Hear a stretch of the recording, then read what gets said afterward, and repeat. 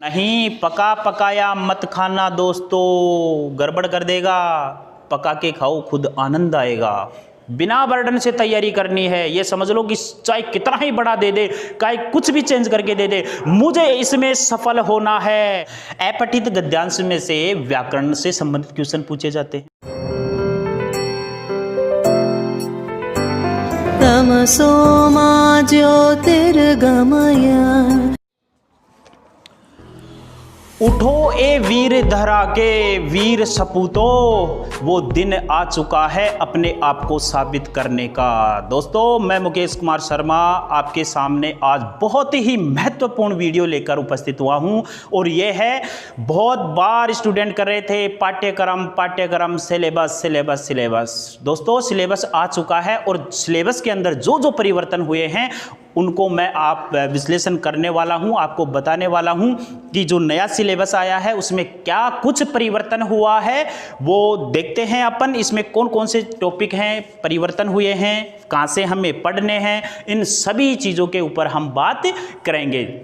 दोस्तों, चैनल को subscribe, video को लाइक और शेयर जरूर करें। दोस्तों, ज़्यादा से ज़्यादा मेरे भाइयों को फ़ायदा होना चाहिए, सभी लोगों के पास पहुंचना चाहिए। मेरी यही दिल की एक तमन्ना है कि ज़्यादा से ज़्यादा लोगों के पास दोस्तों ये पहुंचे और उसका फ़ायदा भी मिले लोगों को। तो चलिए दोस्तों, सबसे पहले हम बात करते हैं। बहुत दिन हो गए इंतज़ार करते करते, नया सिलेबस आएगा, पाठ्यक्रम आ गया आपके सामने। और सबसे पहली दोस्तों, जिस रण क्षेत्र में आप जा रहे हो, रण क्षेत्र में जहां जा रहे हो, उससे पहले सभी संसाधन, अस्त्र शस्त्र आपके पास होने चाहिए। यानी रीट एग्जाम को फाइट करोगे, अच्छे प्राप्तांक तभी आएंगे, एक सुनियोजित रणनीति होगी और सभी हथियार आपके, अस्त्र शस्त्र आपके साथ होंगे। दोस्तों, उन अस्त्र शस्त्रों को पहचानना है और वो सब चीज़ें जो हमें आवश्यक हैं, छोटी छोटी बातें, उनको ध्यान में रखते हुए आपको तैयारी करनी है। और लग जाइए दोस्तों, अब तैयारी में जोर शोर और पूरे प्राणों से आपको तैयारी करनी है दोस्तों। तो चलिए दोस्तों, आज हम बात करते हैं कि इस पाठ्यक्रम में क्या क्या परिवर्तन हुआ है और हमें कहां से इसको पढ़ना है दोस्तों। तो मैं सबसे पहले आपको बता दूं, रीट लेवल सेकंड का मैं आपको पहले बता रहा हूं कि भाषाओं में तो क्या परिवर्तन हुआ है और मेन जो विषय है उसमें क्या परिवर्तन हुआ है दोस्तों। विशेष तौर से सामाजिक विज्ञान वालों के लिए तैयार करके लाया हूं दोस्तों। नेक्स्ट, और मैं आगे आपको और विश्लेषण करके बताऊंगा और ये भी बताऊंगा कि कौन कौन सी बुकों में से आपको ये चीज़ मिलेंगी, वहां से आपको पढ़ना है। राइट दोस्तों, तो चलिए सबसे पहले मैं बात करूं फर्स्ट भाषा की, साइकोलॉजी की बात करते हैं। सबसे पहले साइकोलॉजी में नो चेंज, कोई परिवर्तन नहीं हुआ है, जो पहले थी सेम वैसे की वैसे है। तो साइकोलॉजी में तो कोई इशू ही नहीं है, साइकोलॉजी जो पहले थी तो उसी हिसाब से आपको तैयारी करनी है। वो 30 नंबर तो ये बात रही। बात भाषा की, तो भाषा के लिए मैंने आपको पहले जो वीडियो बनाया था उसमें मैंने आपको ये बताया था कि दो भाषाएं आती हैं, फर्स्ट और सेकंड। फर्स्ट भाषा में कौन सी भाषा लेनी है, सेकंड भाषा में कौन सी भाषा लेनी है, ये मैंने वीडियो में बताया था और अभी भी बता देता हूं। जो भाषा आपके अच्छे से तैयार है उसको सेकंड में लो, और जो थोड़ी वीक है या आपको लग रहा है कि ये कठिन है तो उसको फर्स्ट में लो। चलो दोस्तों, तो अब बात करते हैं हम भाषा की। देखिए, मेरे पास ये सिलेबस मैंने अभी निकलवा के लाया हूँ। इसमें देखिए, फर्स्ट भाषा की बात करते हैं। अगर फर्स्ट भाषा आपके हिंदी है, फर्स्ट भाषा का स्तर क्या होता है, थोड़ा सा मतलब सरल आता है, इसलिए फर्स्ट भाषा जो होती है वो जो आपके कठिन है उसको लेना चाहिए। मेरा कहने का तात्पर्य ये था। और बात करते हैं, फर्स्ट भाषा हिंदी था, हिंदी में भी परिवर्तन हुआ है दोस्तों। हिंदी के सिलेबस में, फर्स्ट भाषा के हिंदी के सिलेबस में क्या परिवर्तन हुआ मैं बता देता हूँ। इसके अंदर जो ध्यान देना, हिंदी के अंदर फर्स्ट भाषा में गद्यांश आते हैं, 2 गद्यांश आते हैं। दोनों गद्यांशों के अंदर व्याकरण से संबंधित उसी गद्यांश में दिए हुए जो शब्द होते हैं उन्हीं में से आपको आंसर देना होता है, वो व्याकरण से संबंधित क्वेश्चन होते हैं। तो यहाँ देखते हैं सबसे पहले नंबर पे एक अपठित गद्यांश आएगा। अपठित गद्यांश में से व्याकरण से संबंधित क्वेश्चन पूछे जाते हैं। उनके अंदर एक नया टॉपिक जोड़ा गया है, जो पुराना सिलेबस है ना उसमें एक नया टॉपिक जोड़ा गया है, वाक्यांशों के लिए एक शब्द और शब्द शुद्धि। वाक्यांशों के लिए एक शब्द और शब्द शुद्धि, ये 2 पॉइंट जोड़े गए हैं, पहले नहीं थे ये। और बाकी जो बचे हैं सारे पॉइंट ये शब्द ज्ञान, तत्सम, तद्भव, देशज, विदेशी, पर्यायवाची, विलोम, एकार्थी, उपसर्ग, प्रत्यय, संधि, समास, संज्ञा, सर्वनाम वगैरह ये पहले से थे। तो इसमें 2 चीज़ परिवर्तन हुई हैं वाक्यांशों के लिए, जो कोई हार्ड नहीं है, जो हम पढ़ते आए हैं हिंदी के अंदर, ज़्यादा कोई चेंजिंग नहीं हुआ। टेंशन लेने की भी ज़रूरत नहीं है दोस्तों, बिल्कुल टेंशन बर्डन लेने की ज़रूरत नहीं है, बिना बर्डन से तैयारी करनी है। ये समझ लो कि चाहे कितना ही बड़ा दे दे, चाहे कुछ भी चेंज करके दे दे, मुझे इसमें सफल होना है, ऐसा सोच के आपको तैयारी करनी है दोस्तों। बर्डन नहीं लेना, बोझ नहीं लेना अपने को ना, तैयारी करनी है, अच्छे से करनी है, बस सकारात्मक, नेगेटिव नहीं करना है, चाहे कितना भी हो करना है, ये सोच के। तो देखिए पहले पॉइंट में 2 पॉइंट चेंजिंग, दूसरे में क्या हुआ है, उसमें भी एक अपठित गद्यांश आता है, जबकि सेकंड लेवल में सेकंड लैंग्वेज में अगर आप हिंदी लोगे तो वहाँ पद्यांश आएगा, गद्यांश नहीं आएगा, पद्यांश आएगा। पद्यांश से संबंधित ही क्वेश्चन पूछे जाते हैं वहाँ पे। तो हिंदी जिनकी अच्छी है या उनके बीए के अंदर या एमए हिंदी से कर रखे है अच्छी है, तो आप हिंदी को सेकंड में ले सकते हैं। तो देखिए यहाँ पे एक गद्यांश आएगा, उस गद्यांश के अंदर काल, वचन, लिंग और ये इनसे संबंधित क्वेश्चन पूछा जाएगा। इसके साथ में काल, वचन में, लिंग में बदलना भी होगा। और नया इसमें टॉपिक जोड़ा गया है, राजस्थानी शब्दों के हिंदी रूप। इस बात को ध्यान रखना है कि राजस्थानी जो शब्द हैं उनका हिंदी रूप कैसा होता है, इसका मीन्स क्या होता है, अर्थ क्या होता है, वो अपने को पहचानने होंगे। ठीक है दोस्तों, अपनी हिंदी की बुकों के अंदर ध्यान रखना, ये सब चीज़ें ये आएंगी कहाँ से, ये कहाँ से पूछी जाएंगी, ये मैं गारंटी के साथ कह रहा हूँ। हमारी छोटी क्लासों की जो हिंदी की बुक है या 9th 8th 7th के अंदर हिंदी यानी हमारे राजस्थान की कवियों की जो भाषा थी, उस भाषा के अंदर जिन शब्दों का प्रयोग किया गया था, हिंदी पुस्तक के पीछे जो कठिन शब्दार्थ दिए हुए होते हैं वहाँ पे राजस्थानी शब्द हैं, सामने हिंदी का अर्थ दिया हुआ है दोस्तों, वहाँ पढ़ना है आपको, कहीं ढूंढने की, गाइडों में ढूंढने की ज़रूरत नहीं है। ये बात मैं पहले कह रहा हूँ आपको, ठीक है।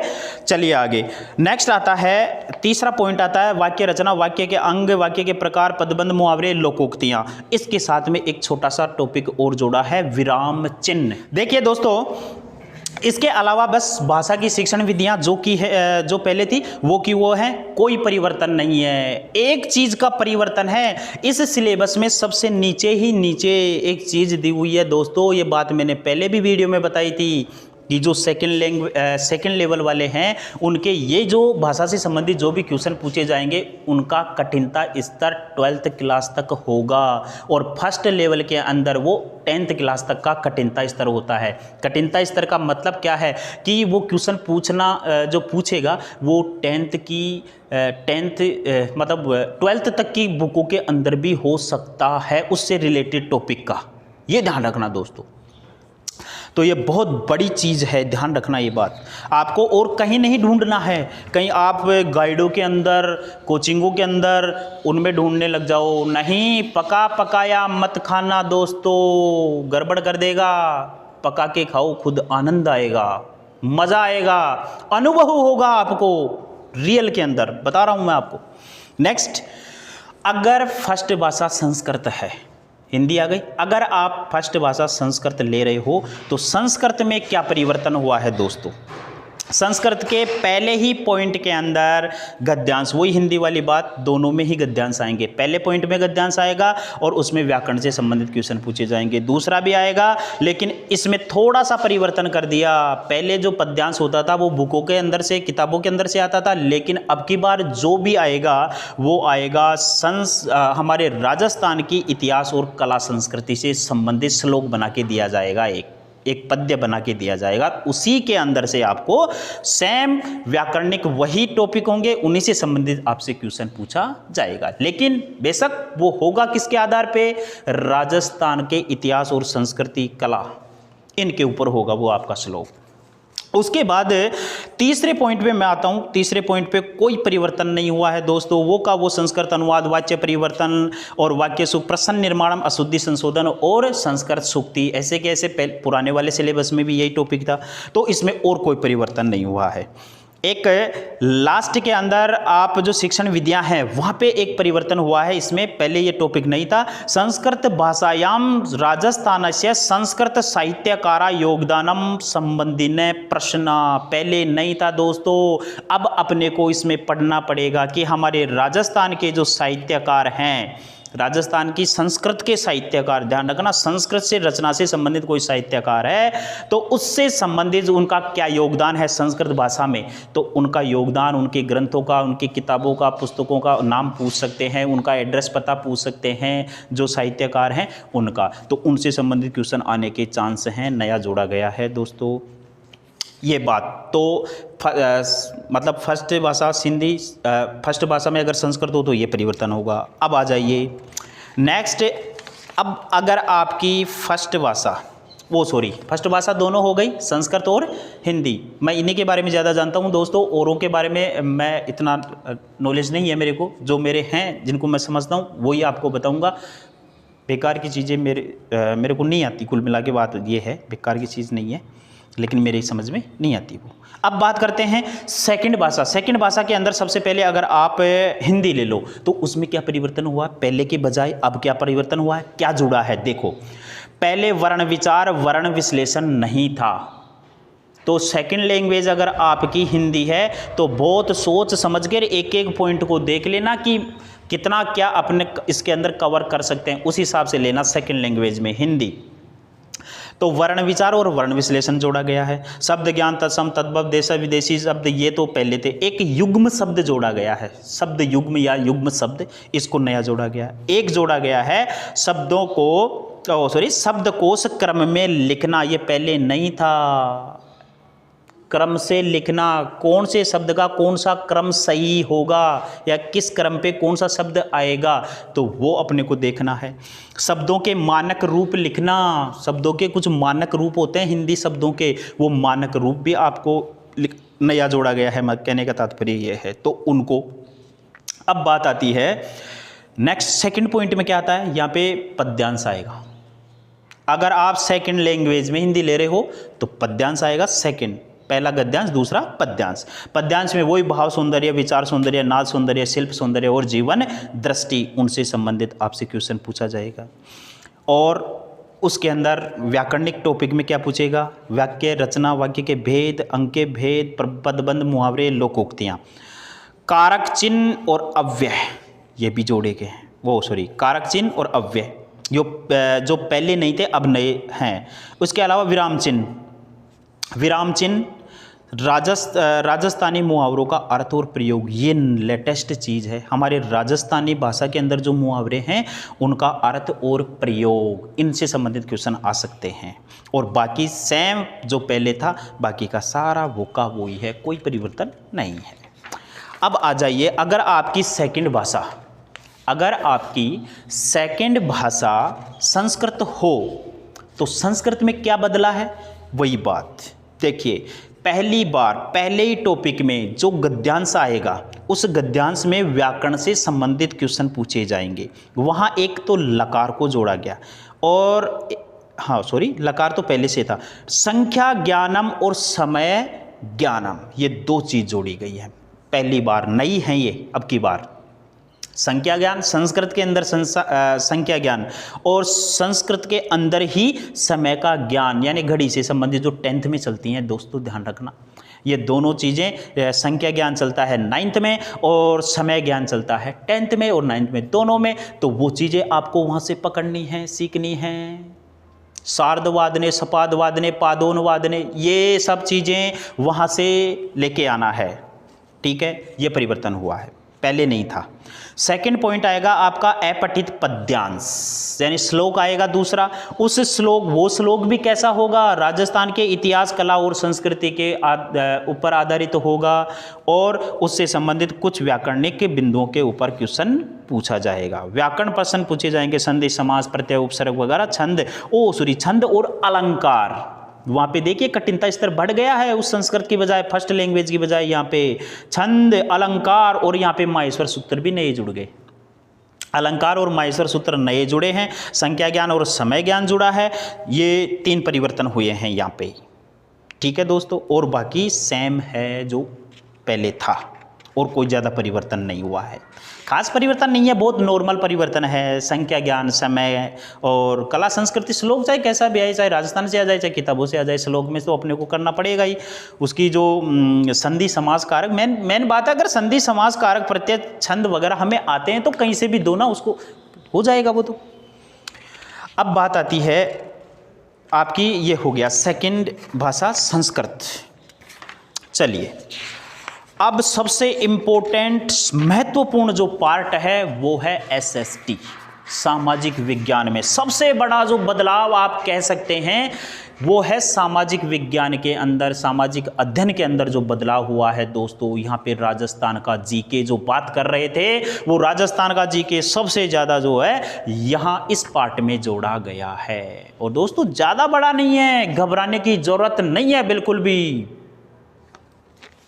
तो देखिए इसमें थोड़ा बहुत क्या, बहुत चेंजिंग है, ऐसी कोई बात नहीं है, काफ़ी चेंजिंग है। जो फर्स्ट बार देखेंगे वो तो ये सेकंड ग्रेड के जैसे पूरा सिलेबस इसके अंदर शामिल किया गया है, लेकिन इसको सरल बनाना अपने को आना चाहिए। और सरल कैसे बनाया जाएगा वो मैं आपको बताऊंगा। इसको सरल इजी कैसे याद करना है, कैसे पकड़ना है इसको। ऐसे तो बहुत बड़ा है, इसका दायरा बहुत बड़ा है, लेकिन अपने को सेलेक्टेड चीज़ें सेलेक्ट करनी है जो एग्ज़ाम की दृष्टि से या रेट की दृष्टि से सबसे महत्वपूर्ण है, ज़्यादातर वहीं से क्वेश्चन आने के चांस हैं, वो मैं बताऊंगा। देखिए चेंजिंग बहुत बड़ा है। पाठ्यक्रम आपका आपके साथ हमेशा जब भी तैयारी करो आपके सामने होना चाहिए। सबसे इम्पोर्टेंट बात तैयारी का वो आपके सामने होना चाहिए दोस्तों। सामाजिक अध्ययन का जो सिलेबस है ये देखिए, इसमें पहले जैन धर्म, बौद्ध धर्म और महाजनपद काल तो था, लेकिन जैन धर्म और बौद्ध धर्म नहीं था। तो जैन धर्म और बौद्ध धर्म भी आ गए, उनको भी अपने को पढ़ना है। ये 10th क्लास या 9th क्लास की सामाजिक विज्ञान में मिल जाएंगे, कहीं ढूंढने की जरूरत नहीं, कहीं जाने की, भटकने की जरूरत नहीं है, भटकना भी नहीं है, ये भी ध्यान रखना। अडिग रहना है, थोड़ा विश्वास करना है, ये ध्यान रखना। थोड़ा सा चेंजिंग है, ज़्यादा कुछ नहीं। आगे देखिए, मौर्य तथा गुप्त साम्राज्य एवं गुप्तोत्तर काल, इस वाली इकाई के अंदर जो सेकंड नंबर की है, इसमें और ज़्यादा चेंजिंग नहीं हुआ है, मात्र इसमें बृहत्तर भारत ये जोड़ा गया जो 9th क्लास की सामाजिक विज्ञान में है। बृहत्तर भारत का कौन कौन से पड़ोसी देशों में या कितना लंबा चौड़ा था, जैसे पाकिस्तान, अफगानिस्तान वाला पहले भारत के अंदर आता था, तो उनको भी अपने को क्या करना है, इसमें शामिल करना है, पढ़ना है कि पहले वाला भारत कितना बड़ा था। ठीक है, तो ये भी ज़्यादा कोई दिक्कत नहीं, ये समझ लो आप। तीसरी नंबर की जो इकाई थी मध्यकाल एवं आधुनिक काल, इसमें कोई किसी प्रकार का कोई परिवर्तन नहीं हुआ है, ऐसे के ऐसे दिया गया है। नेक्स्ट चौथी इकाई है भारतीय संविधान एवं लोकतंत्र, इसमें कुछ चेंजिंग हुआ है, पहले वाले टॉपिक से ज़्यादा इसमें बढ़ा दिए गए हैं। एक तो बढ़ाया गया है संविधान, भारतीय संविधान का निर्माण और उसकी विशेषताएं, पहले नहीं था दोस्तों, अब इसका दायरा बढ़ गया। भारतीय संविधान का निर्माण कब, कैसे, कौन कौन सी कमेटियों के द्वारा, कब कितनी बैठकें हुई, कितने वाचन हुए उसके, ये सब। फिर दूसरी बात आती है संविधान की विशेषताएँ, पहले विशेषताएँ नहीं थी, अब विशेषताओं को जोड़ दिया गया है जो आपको 10th क्लास में मिलेंगी। ठीक है दोस्तों, नेक्स्ट इसमें जोड़ा गया है बाल अधिकार व बाल संरक्षण, सबसे इंपॉर्टेंट। बाल अधिकार, बाल संरक्षण आपको इसमें दिया गया है, जो भी आपको 10th क्लास की बुकों में मिल जाएंगे, आराम से मिलेंगी दोस्तों, घबराने की कोई ज़रूरत नहीं है। लोकतंत्र में निर्वाचन व मतदाता जागरूकता और लोकतंत्र में निर्वाचन, इन दोनों के बारे में अपने को जानना है। ठीक है, आगे चलिए। अगला पॉइंट था हमारा सरकार गठन एवं कार्य। सरकार गठन एवं कार्य में सब कुछ पहले से दिया हुआ था, मात्र एक छोटा सा परिवर्तन हुआ है, जिला प्रशासन व न्याय व्यवस्था। जिला प्रशासन व न्याय व्यवस्था, अब जिला प्रशासन जो जिला कलेक्टर हैं, उसके नीचे एसडीएम, तहसीलदार, पटवारी जो भी हैं, ग्राम सचिव वगैरह, उनको एक स्टेप बाय स्टेप अपने जो जिला प्रशासन है किताबों में मिल जाएगा, कहीं ढूंढने की ज़रूरत नहीं है, बाहर से ढूंढना भी नहीं है, वहीं पे मिलेगा आपको और वहीं से क्वेश्चन आएंगे, ये और बात बता देता हूँ मैं। न्याय व्यवस्था अपनी बुकों के अंदर है, उसको अच्छी तरह से तैयार करना है, कोई दिक्कत नहीं है। नेक्स्ट जो परिवर्तन हुआ है दोस्तों वो है पृथ्वी एवं हमारा पर्यावरण। ये एक नया ही टॉपिक डाल दिया, पृथ्वी एवं हमारा पर्यावरण। अब इसमें थोड़ा सा ज्योग्राफी है, थोड़ा सा क्या, लगभग पूरी ही ज्योग्राफी है। और ये ज्योग्राफी में अक्षांश, देशांतर, पृथ्वी की गतियां, वायुदाब, पवने, चक्रवात, प्रतिचक्रवात, सूर्य, चंद्र ग्रहण, पृथ्वी के मुख्य जलवायु, कटिबंध, ये सारा टॉपिक ही सिर्फ एक जैव मंडल वाला इसमें शामिल किया है, जो उस इकाई को पूरी को हटा दिया। वहाँ जैव मंडल, वायुमंडल था, वहाँ पे उसको हटा दिया गया। यहाँ पे सिर्फ जैव मंडल है और बाकी सारा नया टॉपिक आया है, पूरी इकाई नई है ये, ठीक है। पर्यावरणीय समस्याएं एवं समाधान ये हमारी बुकों में मिलेंगे दोस्तों, ठीक है ना। तो कोई खास परिवर्तन नहीं है, खास परिवर्तन तो कैसे नहीं है, लेकिन अगर तैयारी करने वाले के लिए कुछ भी नहीं है, ध्यान रखना ये बात। अगर आप जोर शोर से लगेंगे कुछ भी नहीं है। नेक्स्ट पॉइंट आता है भारत का भूगोल एवं संसाधन। ये भारत का भूगोल और भारत के संसाधनों के बारे में, ये भी पूरा ज्योग्राफी का है। इसका मतलब है कि ज्योग्राफी का पार्ट ज़्यादा है दोस्तों, राजस्थान की ज्योग्राफी भी आएगी अभी।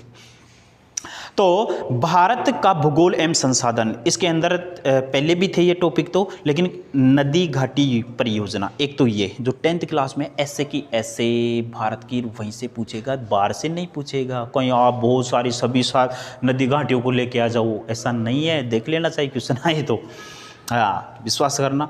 नदी घाटी परियोजनाएं, फिर आता है खनिज, भारत के प्रमुख खनिज, मानव संसाधन जनसंख्या में ही आता है दोस्तों। वैसे मानव संसाधन जो है ना 10वीं का जो बुक है उसके अंदर ऐसे कि ऐसे मिलेगा आपको, टॉपिक वाइज टॉपिक। मानव संसाधन पार्ट ही है आपका, उसको पढ़ लो, नोट्स तैयार कर लो, बस। ज़्यादा घबराने की, ज़्यादा टेंशन लेने की जरूरत नहीं है। नेक्स्ट आता है राजस्थान का भूगोल एवं संसाधन। ये राजस्थान का भूगोल और संसाधन के बारे में, इसमें नई चीज़ें क्या जोड़ी हैं देखो। जलवायु, पहले जलवायु नहीं थी, पहले राजस्थान की जलवायु के बारे में नहीं पूछते थे, लेकिन अब की बार पूछेंगे। इसके अलावा अफवाह प्रणाली, पहले नहीं पूछते थे। राजस्थान की अफवाह प्रणाली जो ज़्यादा मतलब खास नहीं है, आप मतलब पढ़े हुए भी हो और देख लेना उसको। इसके अलावा झीलें, मृदा, राजस्थान की प्रमुख झीलें, खारे पानी की झीलें, मीठे पानी की झीलें, कौन सी झील कहाँ पे है, मिट्टी कैसी है राजस्थान के अंदर, तो कोई ज़्यादा खास नहीं है। फिर आता है राजस्थान की प्रमुख नहरें एवं नदी घाटी परियोजनाएं। हमारे राजस्थान की प्रमुख नहरें कौन सी, जैसे इंदिरा गांधी नहर वगैरह है, और दूसरी जो नहरें हैं उनके बारे में, गंगा नहर है। एवं नदी घाटी परियोजनाएं, हमारे राजस्थान की नदी घाटी, चंबल, माही, बजाज, सोम, माही, जाखम, ये सब कुछ आ जाएगा। ज़्यादा हार्ड नहीं है दोस्तों, छोटा छोटा है, देख लेना, किताबों में देखना है। अगर आप गाइडों के चक्कर में पड़ गए, बाहर के चक्कर में पड़ गए, तो वहाँ तो आपको पूरा PhD करवा के रहेंगे, ये ध्यान रखना। PhD नहीं करना है अपने को, सिर्फ सिलेक्शन लेना है, ये भी ध्यान रखना। हाँ, PhD करने के चक्कर में तो रह जाओगे। नेक्स्ट आता है नदी घाटी परियोजना। तो नदी घाटी परियोजनाएं मैं पढ़ाता हूँ ना, मेरे को पता है कौन सी बुक में है, सब चीज़ें मेरी पढ़ाई हुई हैं बच्चों को। परिवहन, उद्योग, जनसंख्या, सब कुछ किताबों के अंदर है। जनसंख्या, पर्यटन स्थल, वन एवं वन्य जीव, ये भी सब बुकों के अंदर है। आ जाइए आगे, राजस्थान का इतिहास। अब राजस्थान के इतिहास में देखो क्या करना है अपने को। इसमें जो नया चीज़ आई है वही प्राचीन सभ्यता और जनपद तो थे ही ना भाई। राजस्थान की प्राचीन सभ्यताएं, कालीबंगा, हड़प्पा जो भी है, मोहनजोदड़ो, ये इसे जो भी है। इसके अलावा एक जनपद, राजस्थान में जो जो जनपद थे उनकी बात आती है। राजस्थान के प्रमुख राजवंशों का इतिहास, ये सबसे इम्पोर्टेंट परिवर्तन हुआ है। राजस्थान के प्रमुख राजवंशों का इतिहास ये बदल कर आया है यहाँ पे। बाकी 1857 की क्रांति पहले थी, यहाँ पे राजस्थान का क्या क्या योगदान रहा, और नया जुड़ा है। 1857 की क्रांति थी, लेकिन प्रजामंडल, जनजातीय आंदोलन, किसान आंदोलन, ये अब की बार जुड़ा है, पहले नहीं था दोस्तों। और राजस्थान के प्रमुख व्यक्तित्व ये जुड़ा है, एकीकरण पहले था। तो ये आपको पढ़ना है दोस्तों, सिलेक्शन लेना है, पढ़ना ही नहीं, अच्छे से पढ़ना है। राजस्थान की कला व संस्कृति, राजस्थान की कला संस्कृति तो आप समझते ही हैं। कला संस्कृति तो बहुत बार पढ़े हुए हो, दुर्ग, महल, स्मारक वगैरह, मेले, त्यौहार और लोक कलाएं, ये तो पहले से थी। बस राजस्थान की एक तो चित्रकला को जोड़ा गया है, अलग अलग जो चित्रकलाएं थी, जैसे किशनगढ़ शैली, मेवाड़ शैली, जयपुर शैली, अलवर शैली, कोटा शैली, बूंदी शैली, ये सब शैलियों को अपने को पढ़ना है, वहाँ जो चित्रकला के बारे में। राजस्थान के लोक नृत्य, राजस्थान के लोक नृत्य पहले नहीं थे दोस्तों, अभी जोड़े गए हैं, एवं लोक नाट्य को भी जोड़ा गया है, लोक देवताओं को भी जोड़ा गया है, लोक संत, लोक संगीत एवं संगीत वाद्य यंत्र इनको भी जोड़ा गया है पहली बार। तो आपको इनको अच्छे से तैयार करना है। राजस्थान में जितने भी वाद्य यंत्र, लोकगीत, लोक संत, लोक देवता, लोक नाट्य हैं जो पहले से चलते आ रहे हैं, उनको अपने को देखना है। राजस्थान की हस्तकला एवं स्थापत्य कला, हस्तकला तो पहले थी, स्थापत्य कला को नया जोड़ा गया है। फिर आता है राजस्थान की वेशभूषा, तो वेशभूषा, पहनावा अलग अलग क्षेत्रों का, उनको आभूषणों को, ये आभूषण और वेशभूषा ये इसने अभी अब की बार ये डाली है, और राजस्थानी भाषा एवं साहित्य को अब की बार डाला है। तो दोस्तों इनके बारे में अच्छे से तैयार करना है। आभूषण वगैरह ये थोड़े जटिल हैं, लेकिन अपने जो बुकों के अंदर हैं वही पढ़ना है, ज़्यादा डीपली नहीं जाना है। ध्यान रखना, स्तर का मैंने शुरू में कह दिया था, एक लेवल है, उस लेवल के हिसाब से आपको तैयारी करनी है। दोस्तों एक नई ही इकाई जोड़ी गई है, बीमा एवं बैंकिंग प्रणाली। बीमा एवं बैंकिंग प्रणाली को जोड़ा गया है, ये पूरी नई इकाई है। सिर्फ एक पॉइंट था, उपभोक्ता जागरूकता, जो पहले हर सभी बुकों के अंदर सबसे लास्ट में आता है उपभोक्ता जागरूकता, उस पार्ट हर पार्टों में सामाजिक विज्ञान में आता है। तो उनको तो कुछ खास नहीं है, उनके जो अधिकार वगैरह हैं, जो कमेटियां बनी हैं, उनके बारे में अपने अध्ययन करना है। कुल मिला के बात यह है। बीमा के अंदर देखिए, बीमा और बैंकिंग में बीमा एवं बैंक के प्रकार और भारतीय रिजर्व बैंक और उसके कार्य, सहकारिता बैंक एवं उपभोक्ता जागरूकता, ये मुख्य रूप से हमारे लेवल 2 SST के अंदर मुख्य बदलाव थे।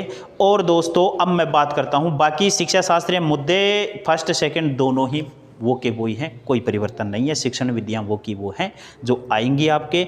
अब बात आती है कि इसका कठिनता स्तर देखिए, नीचे अच्छे से दिया हुआ है कि जो क्वेश्चन पूछे जाएंगे वो 6 से 8 के बीच में, निर्धारित पाठ्यक्रम में शैक्षणिक सत्र 2019-20 एक सबसे इंपॉर्टेंट। बहुत बार लोग कमेंट कर करके पूछ रहे थे, सर NCERT पढ़ें, RBSC पढ़ें, NCERT पढ़ें, RBSC पढ़ें। और दोस्तों मैंने शुरू में ही हर वीडियो के अंदर आपको यही कहा है, RBSC माध्यमिक शिक्षा बोर्ड की बुक पढ़ना, और उसके अंदर फिक्स कर दिया यार, इसने बता दिया बिल्कुल साफ सुथरा कि सत्र 2019-20 में जो बुकें चल रही थी सभी क्लासों के अंदर, उन्हीं बुकों के अंदर से उसी को माध्यम में रख करके आपका पेपर आएगा। इम्पोर्टेंट बात यह है, इस चीज़ को गांठ बांध लेना, कहीं दूसरी जगह ढूंढने की जरूरत नहीं है।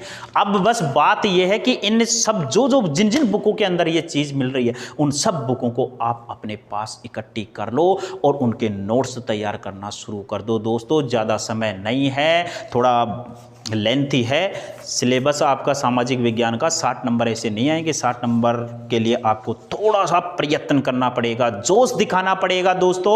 और जोश दिखाना ही नहीं, अंत तक रखना भी होगा। ऐसा नहीं है 1-2 दिन तो आप बिल्कुल अरे बस हाँ ऐसे कर दो, और नहीं दोस्तों, रेगुलर आपको उसी हिसाब से एक फिक्स टाइम टेबल बना के आपको अपने आप को व्यस्त करना होगा। मैंने कहा था बदलना होगा, सब दिनचर्याएं बदलनी होंगी, और फिक्स रीट के लिए एक समय सारणी बनानी होगी। उसी समय सारणी के अनुसार 1-2-4 दिन 5 दिन दिक्कत आएगी दोस्तों, आती है दिक्कत, सबको आती है। अगर आप उन दिक्कतों से हार गए तो क्या यार जिंदगी में क्या करोगे? ऐसी दिक्कतों से अगर हार गए कुछ नहीं, लेकिन 3-4-5 दिन के बाद में ऑटोमेटिक आपका दिमाग और शरीर दोनों ही पढ़ाई के प्रति मतलब उससे जुड़ जाएंगे, फिर दिक्कत नहीं आएगी। आपको पता है पढ़ने वाला स्टूडेंट का मस्तिष्क जो दिमाग होता है वो हम जैसा उसको चलाना चाहें चलेगा दोस्तों। ध्यान रखना, इस दुनिया के अंदर बहुत कम लोग हैं, आप समझने की कोशिश करना हम क्या कर रहे हैं, हम किसके हिसाब से चल रहे हैं भाई, ये जीवन किसके हिसाब से व्यतीत कर रहे हैं? अपने हिसाब से, अपने हिसाब से कर रहे हैं क्या? नहीं, गलतफहमी है आपके, अपने हिसाब से नहीं कर रहे, अपने दिमाग के हिसाब से कर रहे हैं, और दिमाग अपने को चला रहा है। नहीं, अब करना क्या है, दिमाग अपने को चला रहा है। दिमाग चाहे कि नहीं मैं तो थक गया साहब, ऐसे फीलिंग होती है थक गया, थोड़ा रेस्ट कर लूँ। अरे दिमाग ने कहा है तेरे को मतलब थक गया, सो जा, अब आराम से सो जाएंगे। आप चला रहे हो दिमाग को, दिमाग आपको चला रहा है भाई, ऐसा नहीं करना। अब इन 3 महीनों के अंदर दिमाग को अपन चलाएंगे, दिमाग को अपने को चलाना है। और कैसे चलाना है? क्योंकि हमारी मानसिकता जब ऐसी बन जाती है, नेगेटिव थॉट्स आते हैं या अपन खुद सोचते हैं चला करके, तब जाकर हमारे अंदर आलस्य वगैरह ये सब चीज़ें आती हैं। नहीं क्या यार, नींद आना, क्या आलस्य, क्या पढ़ना। एक बार रेगुलर 10 दिन कंटिन्यू आप समय सारणी बना के पढ़ के देखना, सब कुछ बदल जाएगा और खुद फील करेंगे। इस चीज़ को ध्यान रखना दोस्तों। तो उसी हिसाब से दिमाग को चलाना है, दिमाग को अपने हिसाब से चलाना है कि कब मुझे पढ़ना है, कब नहीं पढ़ना। तो दोस्तों ये था आपका इसमें जो परिवर्तन था। अब नेक्स्ट बात, मेरे को समय नहीं मिल पाया, मैं काफ़ी सुबह से शाम रात बहुत व्यस्त रहता हूँ, लेकिन फिर भी मैं समय निकाल के आपके लिए कोशिश पूरी कर रहा हूँ। और दूसरी बात, अब मैं इन चीज़ों की जो सिलेबस है, इनकी एक एक पॉइंट आपको मैं किताबों में से निकाल के और बता दूंगा कि कौन सी किताब में कौन सा पॉइंट मिलेगा, ये भी मैं बता दूंगा आपको दोस्तों, बताने की कोशिश करूंगा नहीं, मैं बता ही दूंगा आपको, ये समझो। लेकिन मेरे को समय मिले थोड़ा सा। आप देख रहे हो मेरे क्या हाल हो रहे हैं दोस्तों। तो दोस्तों वीडियो को मैंने कहा था मैं आपको सोने नहीं दूंगा, आराम से चैन से नहीं रहने दूंगा जब तक आपकी रीट की एग्जाम होगी दोस्तों। वीडियो को लाइक और सब्सक्राइब करना चैनल को दोस्तों, मैंने कहा था जिन्होंने चैनल को सब्सक्राइब नहीं किया है दोस्तों, चैनल को सब्सक्राइब करना। मैं आपको जगाते रहूँगा। जब भी आप पीछे हटेंगे, मैं पीछे से धक्का देने की आपको मोटिव करने की कोशिश करूँगा दोस्तों। यही मेरे से जो भी हो सकेगा मैं आपकी पूरी सहायता करूँगा दोस्तों। मैं जला हूँ, उजाला चारों तरफ होगा दोस्तों। याद करोगे एक दिन, याद करोगे, मैं कह रहा हूँ ना, एक दिन याद करोगे अगर मेरे कहे अनुसार अगर आपने काम किया तो दोस्तों। तो ये था परिवर्तन और मैं कोशिश कर रहा हूँ आपको ज़्यादा से ज़्यादा ये चीज़ें उपलब्ध कराऊँ। थैंक यू दोस्तों।